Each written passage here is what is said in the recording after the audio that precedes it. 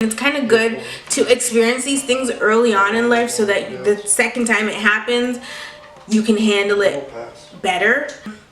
At 13, boys don't know what they want. At 18, boys still don't know what they want. So don't take it to heart that he's not telling you why he broke up with you. That's just boys. Like, that's just what it is. They're not the brightest, okay? Girl power. My best advice for you is to just occupy your time and occupy it wisely, and just spend as much time doing other things and new things so that you're not thinking about this person, so that you're so busy that you don't even remember this person's name. Like, go to the mall, have retail therapy, go for Starbucks, play Monopoly, like do literally anything you can possibly think of. Exercise. That's a great way to get somebody off your mind, is to exercise. So I hope that answers your question. I hope that was helpful, and yeah, I really want you to just try to find other things to do than worry about this good for nothing boy, honey, because you is popping, he is not, and his new girlfriend's probably not popping either. Okay. Hey Bo, so lately I've been having a very strange problem. I glowed up around August/September. I was so used to no one trying to talk to me and being classified as a waste youth. I'm not reading this, like, bitch. Ever since I glowed up and began to post on social media, I'm overwhelmed with Mondem trying to chill with me. Yo, who wrote this? I need your help. It's from the Vern. I need your help because you're beautiful, and I'm sure you've been going through this. Bitch, I've been popping. I've never went through this. I didn't glow up, honey. So let me see what she's saying. How do I curve properly? Is this a real question? Is this a real question? How do I curve properly? Anyway, I struggle with being afraid of coming off as rude and submitting to the stereotype of being a Scarborough ting. I don't want to be mean. I don't know how to not reply, and definitely not slanging cooch. Please help. Girl, honey. Honey bunny. And she titled this hashtag bad bitch problems. I freaking love you, okay? I'm just gonna put that one out there. You're hilarious. But how do you curve properly? Okay, so let me show you guys how I curve. Especially on Facebook, because on Facebook, like, these people add me and it's all men. And some guy, where is he? Swavy Ballhard. He said yo, okay? He said yo. I said LOL, period. That's how I curve. I'm like LOL. Because I don't know you. Why are you messaging me? I don't care if I accepted you on Facebook. My status is married. Do not message me. So then he said, what's up, you aight? I sent him, can I open this larger? No.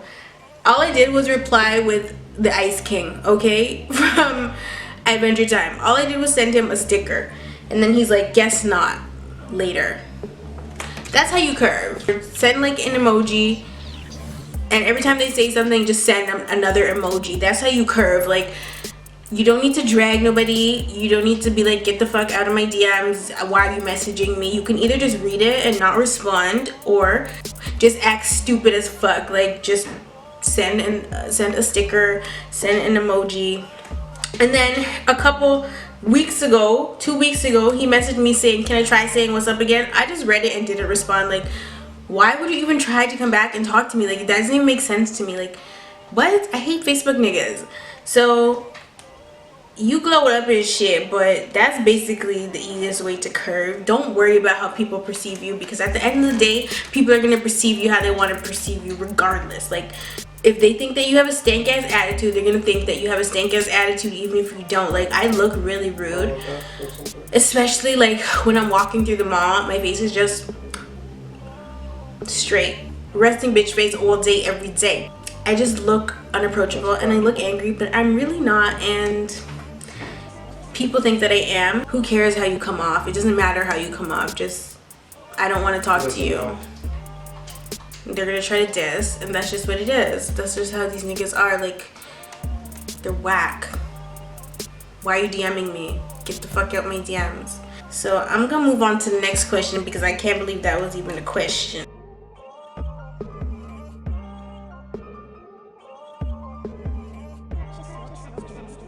Oh geez, friend zone, hello. From what I'm gathering, he doesn't even know that you like girls too. Maybe you should tell him, because maybe he has a girlfriend that he could hook you up with, because I don't. And yeah, at the end of the day, your best bet is to just be honest with your best friend and see where it goes from there.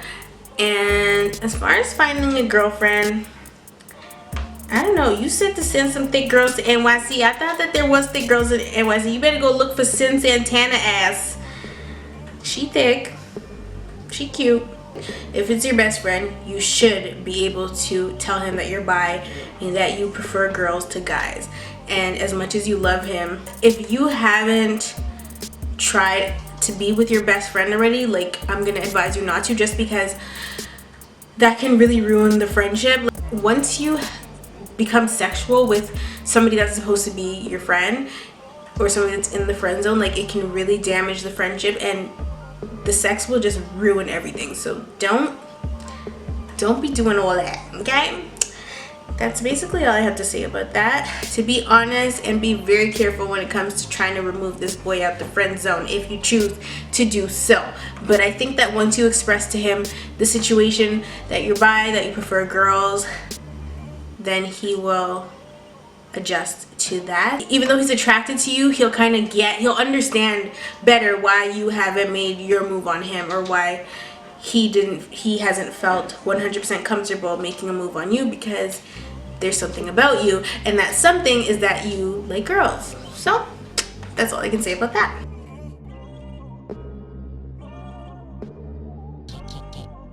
The main thing that stuck out to me in this was that she said that they don't live in the same state, and she's always going to go see him. Big red flag, right? So I asked her about it, and she said she still lives with her parents, or her mom, so she doesn't really want him there while her mom is home. I feel like that is somewhat of an excuse. Like, I think that the relationship is one-sided, and if he's not putting in the effort to travel out of state to come see you, as well as you going to go see him, there's an issue there. There's also an issue where he's playing video games for all this time and not contacting you. Like, if you're his girlfriend, he should definitely be checking in on you. You should be able to check in on him and he respond. Like, I live with my man, so when he's playing video games, but I see that he's playing video games. And if I leave the house and I call him, it's not like he's not gonna answer. He'll answer it and put it on speaker. So to me, there's no excuse as to why, if he's just playing video games, he can't answer the phone, or he can't call you back does he not get up to piss? Does he not get up to take a shit? Does he not get up to eat? Like, those are things that you have to think about. Those are the breaks. Like, if somebody's life is dedicated to playing video games, and is he employed? If somebody's life is dedicated to playing video games, understand that they do take breaks to get up and do human activities, which would be pissing, shitting, and eating. So if he is doing those things, then he can definitely pick up the phone and call you while he's either eating, because when you're eating, you're not playing your video games. You need your hands to play your video games. When you're taking a shit, you're not, like, that's the perfect time to call somebody. Like, when I'm pooing, I'm definitely on the phone or texting. Like, everybody brings their phone to the bathroom, so to me it's kind of crazy that he's not keeping communication with you. The other thing that kind of stuck out to me is that you said you've known him for 5 years, but you've been with him for 2 years max. So that kind of makes it sound like you're not sure how long you guys have been in a relationship for, which is another flag to me, like a red flag to me, because you should know how long your relationship has been if it's really a relationship. There's no sense in dating somebody that's gonna disappear on you at the blink of an eye and not show up until they're ready to show back up. Like, you ain't Houdini. Like, where did you go? And then I'm just supposed to sit around and wait by the phone? Like, no, it's unacceptable. That's not how a relationship works. At the end of the day, this decision is ultimately up to you, but you need to, like, I think I'm just, in this segment, like, I'm just gonna reiterate the fact that you're better than that, you deserve better than that. Like, a relationship will suffer without communication, without trust, and those are two of the main ingredients in a relationship. And if you don't have that, then you don't have a relationship. Try to find a common ground. Try to message him and talk to him about the situation. And if he's just trying to brush you off and tell you you're annoying, tell you that this is unnecessary, he just wants to play his video games, it's a waste of time. Don't waste your energy on somebody that's not willing to waste their energy on you. Our work schedules do play a factor in when you are able to see your significant other, but if somebody wants to be in a relationship with you, they will make the time for you. There's 24 hours in a day. Whether you live in the same state or not, like, this is a long distance relationship or whatever, so whether you live in the same state or not, same country, whatever, if somebody wants to make time with you or make time for you, they will. And don't ever doubt that fact. Like, that is a fact. If somebody cares for you and wants to see you, they're going to put in that effort. If you are the only person putting in that effort, then it's a waste of time. Relationships are supposed to be equal. There's supposed to be a balance there. So if I'm dating somebody and it's always me putting gas in my car to go drive across the damn country to go see them, I should already know that that's not right. That's not fair. Like, relationships should have, what's that word, babe? For what? When you meet somebody halfway. Compromise. Hey. So there should always be compromise in a relationship, unless you Eartha Kitt, honey. Eartha Kitt said, for what? For what? It can't just always be you putting out and not receiving anything back for it. Okay, so that's all I have to say about that. Talk to your man, tell him how you feel, and see if he improves. See if he changes a little bit. Like, tell him that you can't keep doing this where it's just, I'm putting all this energy into our relationship and you're not giving me anything back. Okay? And the last question, or the last entry for this week, is from Alexis. She said, I was wondering, how do you deal with breakups? I'm going through my first one and I'm still not over him. It's been 2 months. He says he's not ready to date, but we are currently friends with benefits only because that's the only way he'll spend time with me. What would you do? Close my damn legs is what I would do. No. And I'm gonna, oh my god, I'm so glad that you sent me this. This was me when I was 17. My boyfriend and I had broken up and I was so devastated. Like, the bitch was hurt. I was hurting, okay? And I laugh at it now because I'm just like, I can't believe that was me. Like, you guys, I was so depressed. I was trying to be a rapper. Like, what? I was literally trying to just occupy my time doing anything I possibly could. Like, I was so hurt. And the thing that hurt me even more was that I was doing the whole friends with benefits thing, going to his house after school and all this to fuck my feelings away. Like, honestly, worst decision ever. Once you break up with somebody, just move, like, just distance yourself as far as you possibly can. When they message you, ignore it. It just opens the wound for so much longer than it needs to be open for. It took me like 2 years to get over one of my exes, and 2 years. So you is only 2 months in, girl. It took me 2 years because we were friends with benefits for so long after we broke up, and it didn't feel like we broke up.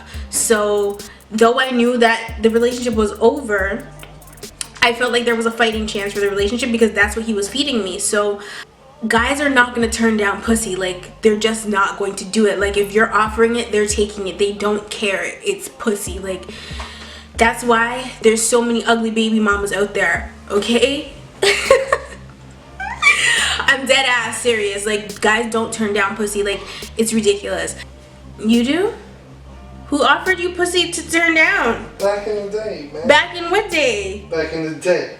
Back in the days. I was a cold dude when I'm getting back to my wife. Alright, go on and air it. I don't know what it is with me already, fam.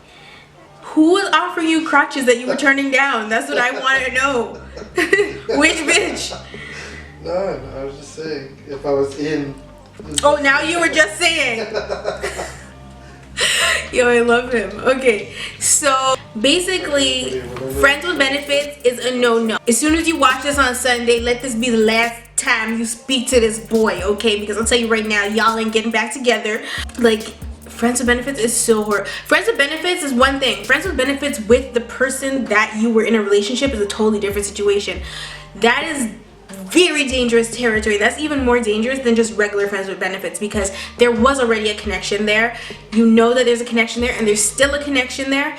And even though you were broken up, you're still opening your soul to this person by laying down in the same bed and having sex with him and sucking his dick. So, oh my god. So you need to stop that, okay? Me and my boyfriend have had this conversation 100 times. Like, we're in the same boat as far as if we were to break up at any point, that's it. Like, there's fuck yourself thing. Yeah, like, it's a beef thing. Like, we're not talking. That's just what it is. I don't care how much I love you. Like, no, I'm not doing that. We're not having sex.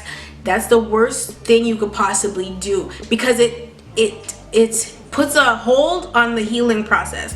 It takes time to, especially somebody that you've been sexually active with, because people think that sex is literally just physical. It's not. It's a very emotional connection thing. And when you've been in a relationship for however long, it doesn't matter. As soon as you have sex with somebody, you are connected to that person forever. And that's what people, that's why you can't just be having sex with anybody and everybody. Like, you can't just be out there slanging the box. Like, no, you need to give your coochie a break. If you guys broke up, that means that the coochie broke up with him too. Like, you need to stop. Stop, please. Please. Please.